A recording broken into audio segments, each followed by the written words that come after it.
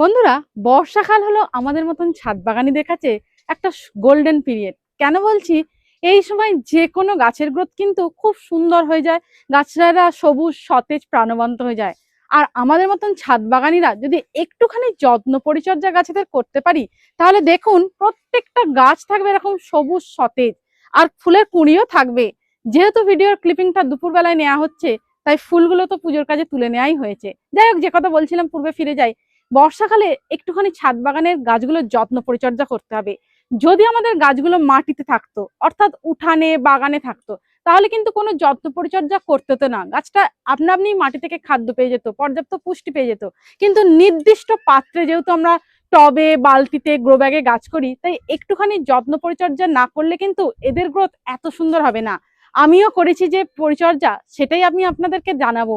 এই বর্ষায় আপনারা কি পরিমাণ খাবার দেবেন এবং কি খাবার দেবেন, সেটা যদি একবার জেনে নিতে পারেন, তাহলে আপনাদেরও গাছগুলো এরকম সবুজ সতেজ থাকবে, আর প্রত্যেকটা গাছে থাকবে প্রচুর পরিমাণে ফুল।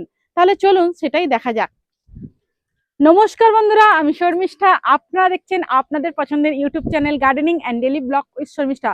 বন্ধুরা, পূর্বে যে কথা বলছিলাম, এই সময় আপনারা কি খাবার প্রয়োগ করবেন, আমি কি খাবার প্রয়োগ করছি যার কারণে আমার গাছগুলো এত সুন্দর রয়েছে, সবুজ সতেজ রয়েছে এবং গাছে ফুল রয়েছে, চলুন এবার সেটাই দেখে নিই। এই সময় আরেকটা কথা যেটা বলে রাখি দেখাবার পূর্বে, এই সময় কিন্তু গাছের পাতা হলুদ হবে।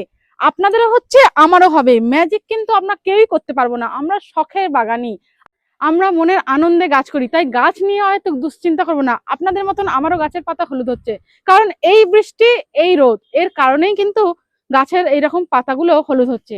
এই সময় টবের মাটিতে অহেতুক কিন্তু আপনারা যে কোনো ধরনের খাবার প্রয়োগ করবেন না, কারণ এই সময় গাছেদের টবের মাটির উপরের দিকে প্রচুর পরিমাণে ফিডার রুট থাকে। মাটি অযথা খোঁড়াখুড়ি করবেন না। মাটি খোঁড়াখুড়ি করলে কিন্তু ফিডার রুট গুলো নষ্ট হয়ে যাবে, ড্যামেজ হয়ে যাবে, আর গাছের গ্রোথ কিন্তু ভালো হবে না। তাই যে খাবারটা আমরা প্রয়োগ করলে গাছেদের গ্রোথ সুন্দর হবে, মাটি খোঁড়াখুড়ি করতে হবে না, এই ধরনের খাবার প্রয়োগ করব, যাতে গাছের কোনো ক্ষতি হবে না। এরকমই একটি সার হলো এই সারটি।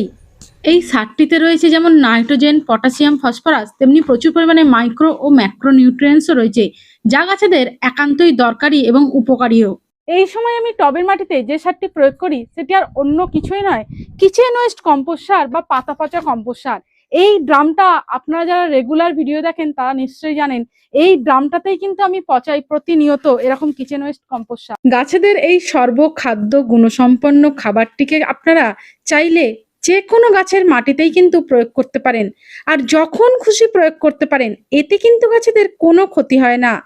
আমি যখন সময় পাই তখন কিন্তু মাঝে মধ্যে এইরকম ভাবে চেলে নিয়ে প্রয়োগ করি। এই সারটি চেলে নিই তার একটাই কারণ, সারটি যদি আমি চেলে নিই তাহলে কিন্তু যদি শুকনো পাতাগুলো থাকে যেগুলো এখনো পর্যন্ত ডিকম্পোজ হয়নি, সেগুলো হাওয়া দিলে উড়ে যাবে। আর এরকম চারা থাকলে জাস্ট এক মুঠো নিয়ে যে কোনো গাছের মাটিতে, আমি এই টগর গাছটাকে দিয়ে দিচ্ছি, এইরকম ভাবে নেবেন, নিয়ে এরকম ভাবে উপরে ছড়িয়ে দেবেন, কোনো অসুবিধা হবে না। মাটি খোঁড়াখুড়ি করার কোনো দরকার নেই, জাস্ট এইরকম ভাবে চাপা দিয়ে দেবেন, আর কিছু প্রয়োজন হবে না। যেহেতু প্রতিনিয়ত বৃষ্টি হচ্ছে, আপনারা যদি সারটি প্রয়োগ করার পর জল না দেন, তাহলেও কিন্তু গাছের কোনো ক্ষতি হবে না। এই রকম ভাবে আমি কিন্তু আমার প্রত্যেকটা গাছের টবের মাটিতেই এই খাবারটি দিয়ে থাকি, আপনারাও দেবেন। অযথা আমি আবারও বলছি, মাটি খোঁড়াখুড়ি করবেন না, আর গাছ নিয়ে একদমই দুশ্চিন্তা করবেন না। মনের আনন্দে গাছ করুন, সহজ সরল পদ্ধতিতে গাছ করুন। মিক্স সার, কিচেন ওয়েস্ট কম্পোস্ট সার, পাতা পচা কম্পোস্ট সার, এগুলো কিন্তু টবের মাটিতে যদি একবার প্রয়োগ করেন, তাহলে গাছ কিন্তু ধীরে ধীরে খাদ্য গ্রহণ করে। এতে গাছের কোনো রুটের সমস্যা হয় না, গাছগুলো এরকম সবুজ সতেজ প্রাণবন্ত থাকে, আর গাছে ফুল ফল সমস্ত কিছুই ধরে। দেখুন, কথা বলতে বলতেই আবারও বৃষ্টি শুরু হয়ে গেল, তাই এই গাছের টবের মাটিতে আর জল প্রয়োগ করব না। আপনারা চাইলে দিনে অথবা রাত্রে যে কোনো সময় কিন্তু এই সর্বখাদ্য গুণসম্পন্ন কম্পোস্ট সারটি টবের মাটিতে প্রয়োগ করতে পারেন। আবার আপনারা অনেকেই জিজ্ঞাসা করছেন, যদি না চেলে টবের মাটিতে প্রয়োগ করি তাহলে কি কোনো অসুবিধা হবে? তাতেও কোনো অসুবিধা নেই, শুধুমাত্র কম্পোস্ট সারটি পুরোপুরি ডিকম্পোজ হয়ে গেছে সেদিকেই লক্ষ্য রাখবেন। আমি আপনাদের টবের মাটিতে প্রয়োগ করে একটি গাছের দেখালাম, এবার চলুন দেখাই ছোট যাদের বয়স 1 মাসের মতন, তাদের টবের মাটিতে কিরকম প্রয়োগ করবেন। আমি এই ছোট ডাল কাটিং থেকে বোগেনভেলিয়ার চারা তৈরি করেছি, এর বয়স প্রায় 1 মাস। এই গাছ দুটিতে আমি 1 মুঠোর মতন প্রয়োগ করে দিচ্ছি। আমি এই গাছ দুটিকে কিন্তু খুব তাড়াতাড়ি বড় করার চেষ্টা করব না। গাছ যখনই আপনারা বসাবেন একটুখানি ধৈর্য ধরবেন, করবেন। ছোট গাছকে কিন্তু খুব তাড়াতাড়ি বড় করার চেষ্টা করবেন না, তাহলে গাছ মারা যাবে। ধীরে ধীরেই বড় হবে যে কোনো গাছ। এই সর্বখাদ্য গুণসম্পন্ন সারটি প্রয়োগ করার ফলে কিন্তু আমার বাগানে কিরকম ফুল ধরেছে।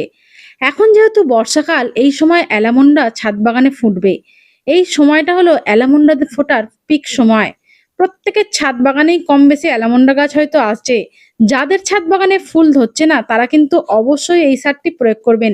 এই জৈব সারটি প্রয়োগ করেই কিন্তু আমার ছাদ বাগানে এত সুন্দর অ্যালামন্ডা ফুল ফুটেছে এই বর্ষায়। অনায়াসেই আপনারা এই সারটি 15 দিন অন্তরও টবের মাটিতে প্রয়োগ করতে পারেন। যেহেতু জৈব সার, তাই গাছেদের কোনো ক্ষতি হবে না। জবা গাছেও কিন্তু অগণিত ফুলের কুঁড়ি রয়েছে। প্রত্যেকটা গাছই কিন্তু সবুজ চকচকে রয়েছে। তো যে সকল বন্ধু এতক্ষণ ধরে ধৈর্য ধরে ভিডিওটি সম্পূর্ণ দেখলেন, তাদের কিন্তু অসংখ্য ধন্যবাদ। ভিডিওটি যদি ভালো লেগে থাকে তাহলে লাইক, কমেন্ট, শেয়ার করতে ভুলবেন না। ভিডিওটি ভালো লাগলে পাশে থাকবেন, গাছ বসাবেন, ভালো থাকবেন। Happy gardening.